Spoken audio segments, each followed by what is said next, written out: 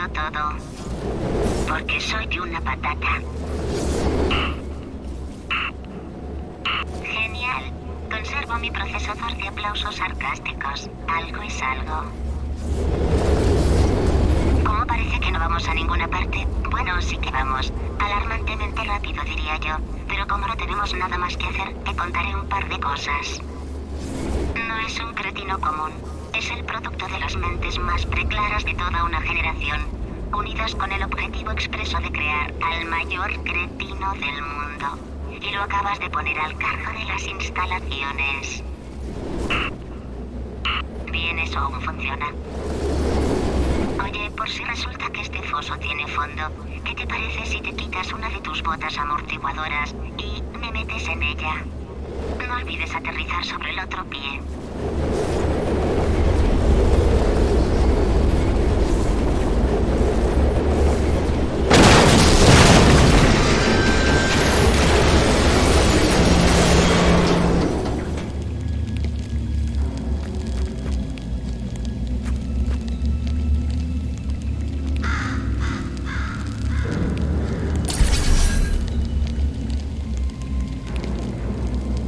While making Portal 2, we explored our way through vast quantities of reference material. Inspirations included photos of NASA's Apollo and Shuttle programs, CERN's particle accelerators, both modern and obsolete, industrial robots, derelict Soviet space shuttles, overgrown temples, Brussels metro stations, seedy American motels, junkyards filled with rocketry equipment, Chinese apartment blocks under construction, Polish shipyards, neutrino detectors deep underground in nickel mines, corporate headquarters from a variety of eras, commercial nuclear reactors, experimental fusion reactors, rain-sodden book depositories in Detroit, peculiar cameras, forgotten space probes, you name it.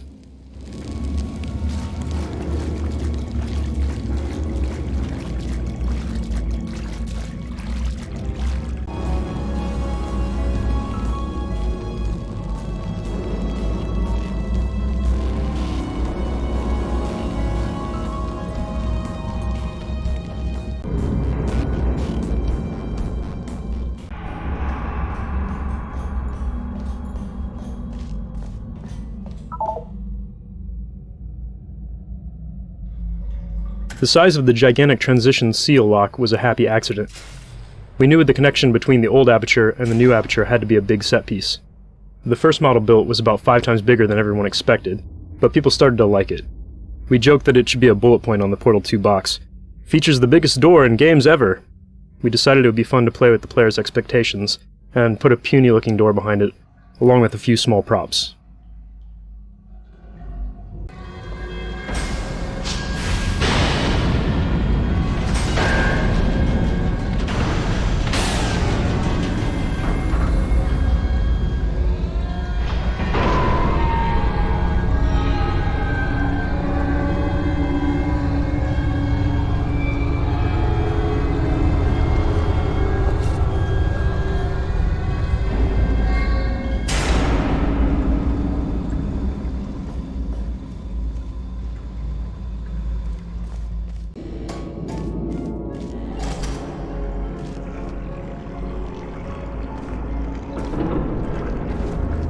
The lake map marks a total reset to the aesthetics and scale of the environments up to this point in the game. You come into the underground cave compressed, and as you progress further into the map, your eye is drawn upwards by the elevator tower, sparking cables, falling debris, and finally the test spheres which recede vertically into nothingness. This looking upwards gives the player a sense of the vastness of aperture before GLaDOS, and a visual sense of the daunting climb they will have to make to get back to Wheatley. The open areas encourage the player to explore their surroundings and take a break from the intensive puzzle solving of the test chambers.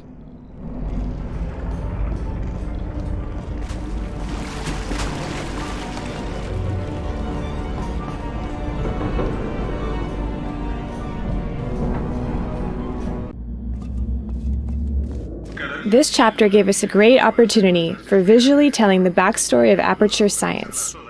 We accomplish this with signs, props, and materials. In this area, we get a glimpse of what aperture science must have been like in its heyday. We use rich, warm colors and materials like carpeting and marble to indicate that aperture had a lot of money at one time.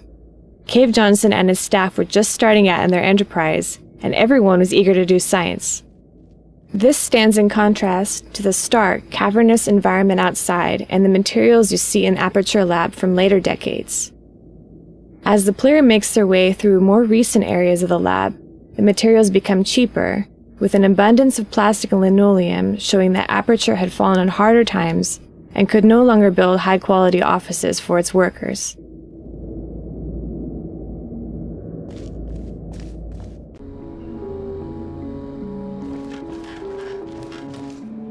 Similar to the way the student game Narbacular Jop became the original Portal, the paint mechanics in Portal 2 come from a student game, Tag: The Power of Paint. The repulsion gel in Portal 2 is modeled after the bounce paint from Tag, but was redesigned to fit better within Portal.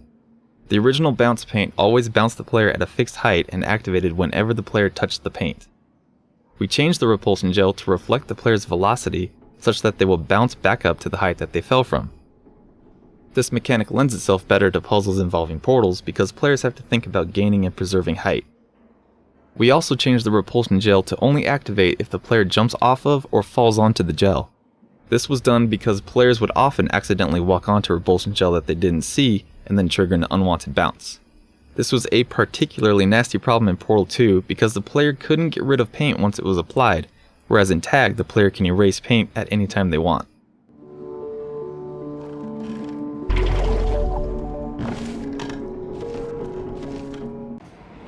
Para la siguiente prueba añadimos nanopartículas al gel. Hablando en cristiano, son billones de cacharritos diminutos que van a viajar por tu flujo sanguíneo y bombear genes, moléculas de ARN y mandangas de esas en tus tumores. Claro que puede que no tuvieses tumores. No te preocupes. Si te sentaste en la sala de espera sin llevar calzoncillos de plomo, ahora los tienes. We had to come up with old-looking versions for all the important gameplay props, such as button panels, doors, cubes, basically everything the player could interact with. We came up with this fictional character, Janitor Bob. He'd be the guy who had to maintain all of old Aperture. A guy who doesn't understand anything about science, but can fix everything with duct tape and a screwdriver. He would use everything he could get his hands on. The result might not look pretty, but it would work.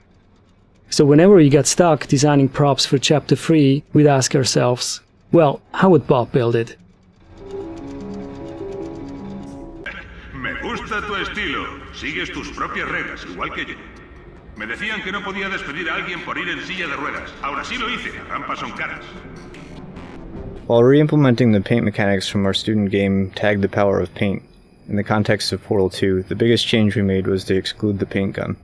In Tag, our paint gun allowed the player to paint the environment freely in an abstract outdoor environment, but in our gameplay experiments, that was very difficult to constrain without contrivance in Portal 2's indoor spaces. It also changed the game's pacing significantly, since being able to run at high speed around a level covering everything in paint is a lot more fast-paced, energetic, and often scattershot than Portal's more cerebral gameplay. Perhaps most importantly, there is a certain elegance in the simplicity of manipulating all the game elements using only the portal gun. Adding a new gun would inherently add complexity and force us to start from square one training the player how to use this new tool instead of focusing on the game's namesake. Instead, we decided to use the established mechanism of the delivery tubes and have players redirect the flow of the paint with their portal guns. This felt like a good compromise.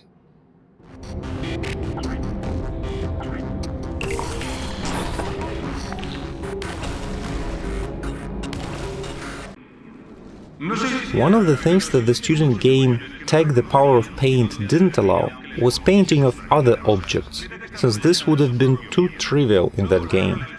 In Portal 2, however, moving paint around became a puzzle in and of itself, so we began to create puzzles that depended on painting objects. Bouncy boxes and turrets were an obvious choice, and adding this mechanic extended our toolbox to include objects whose basic properties of movement could be changed by the player.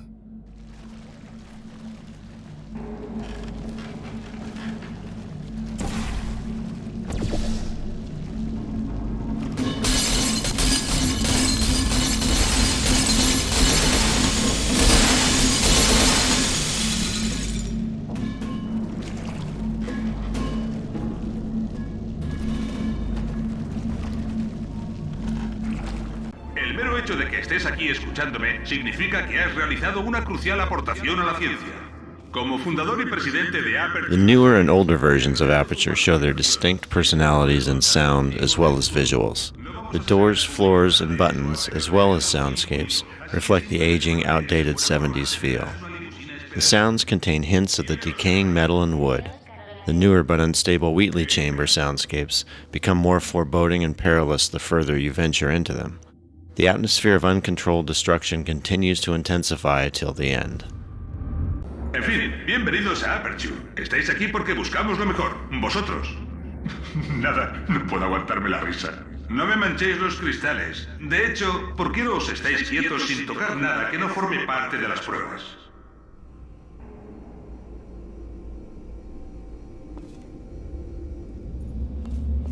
Hola. Se te da bien matar a gente. ¿Podrías matarme a este pájaro? Gracias. ¿Has sentido eso? Ese cretino no sabe lo que hace allá arriba. Este sitio va a saltar por los aires en cuestión de horas si nadie lo desconecta.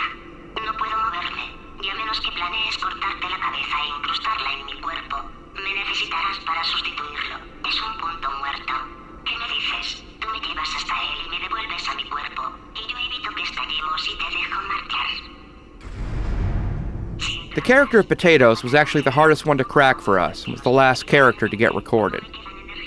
We'd always wanted to switch things up for the sequel, so that Gladys would become your unwilling buddy cop partner against a new threat.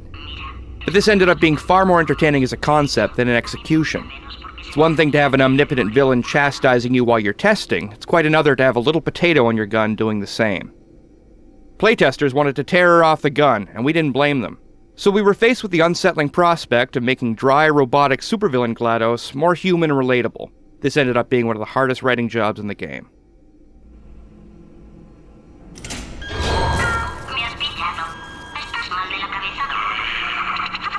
¿Tienes un voltímetro? No importa. La pistola debe de contener magnesio. Creo que estoy extrayendo medio voltio adicional. Estate atenta. Voy a hacer planes. Allá va. ¿Dónde estoy? ¿Cuánto tiempo llevo inconsciente? Ese medio voltio más ayuda, pero no va a hacer milagros. Si pienso demasiado, voy a freír esta patata antes de que podamos arder en el hongo a todos.